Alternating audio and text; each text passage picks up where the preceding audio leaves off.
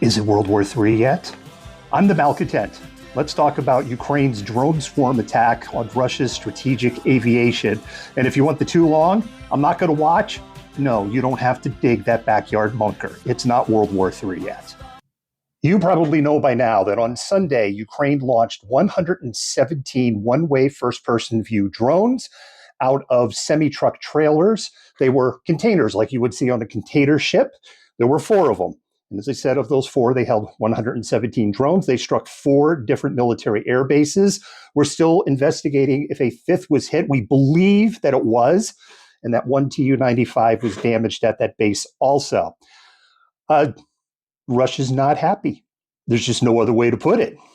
Within Russian social media and in Russian supporting channels, two narratives have emerged. Narrative number one, this is World War III, be afraid. And narrative number two, this doesn't matter very much. These were old airplanes anyway, they're easily replaced. Are either of those true? The first one is this is World War III. No, this is not true.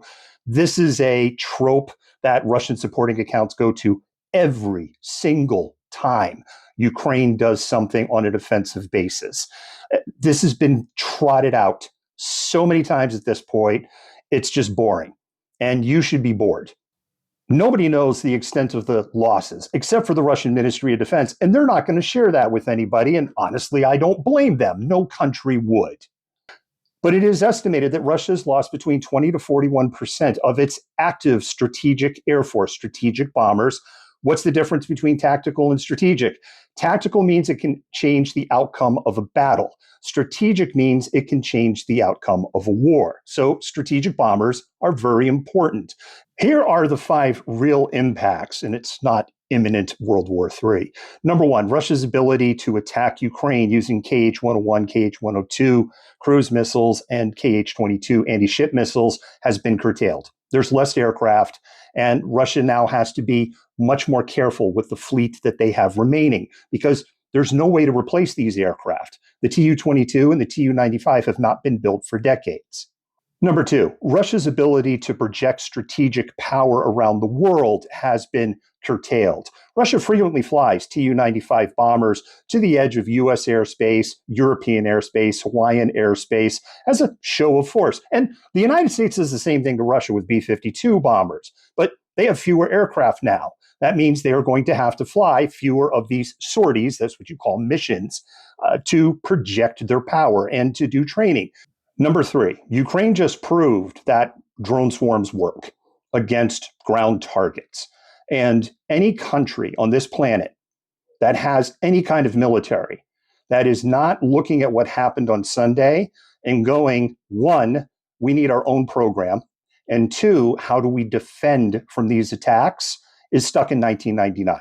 Warfare has changed forever. This was historic, what happened on Sunday. Number four, Russia has partially lost a key pillar of its nuclear triad. The nuclear triad is you have three weapon systems to deliver nuclear weapons. This is part of the doctrine of mutually assured destruction. And these three systems have different roles. You have strategic bombers, you have missiles, ICBMs, and you have submarines, submarine-launched ballistic missiles. Bombers are used for two things. They are used to project power, make the threat, buy some time. They are also used for follow-up after a first strike or as a retaliatory strike because they're up in the air. ICBMs are used for either first strike because they're instantaneous. You're only giving your enemy 20, 30 minutes tops to respond, and they're in hardened silos. You got to get them out of there before they get whacked. And then submarines can be used just like ICBMs for surprise, or they can be used as the final insurance policy. We lost our ICBMs, we lost our bombers because they were caught flat-footed on the ground, but we've still got our submarine-launched weapons. Russia's ability on the bomber side, on that triad, has been severely damaged. And finally, number five, this was a blow to Russian prestige, which has suffered multiple blows in the last 3.5 years.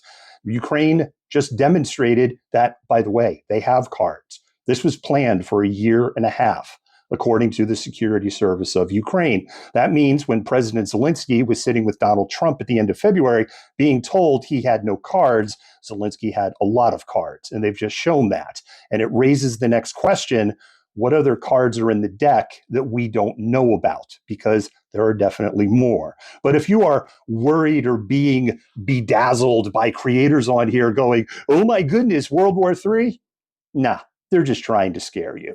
And here's the irony of it. These are some of the same people who are like, hey, America first. We're not World America Team Cop. We can't be intervening in all of these wars and conflicts. And yet now they are begging Donald Trump to intervene in a global conflict. When we learn more, we'll share more. Malcontent out.